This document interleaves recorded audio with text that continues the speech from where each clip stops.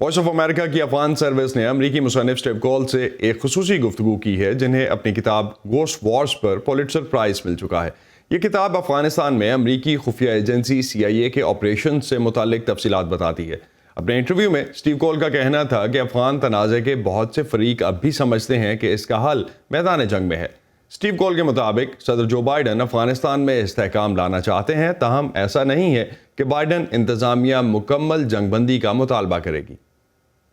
It appears that the Biden administration is continuing. ایسا لگتا ہے کہ بائیڈن انتظامیہ بھی وہی کر رہی ہے جو ٹرمپ انتظامیہ نے کیا، یعنی کہ تشدد میں کمی کے لیے کافی کوششیں نہ کرنے پر طالبان کو برا بھلا کہنا، اور وہ یقیناً حکومتی فورسز پر یہ واضح کر رہے ہیں کہ اگر طالبان تشدد میں کمی کے راستے پر چلنا شروع کر دیں تو ان کی بھی کچھ ذمہ داری بنتی ہے۔ اب آیا بائیڈن انتظامیہ دوحہ میں ہونے والے امن عمل کی حمایت میں شرط کے طور پر مکمل جنگ بندی کا مطالبہ کرے گی؟ مجھے نہیں لگتا۔ اس پر پہلے ہی بتدریج عمل پیرا ہونے کا سمجھوتا ہو چکا ہے۔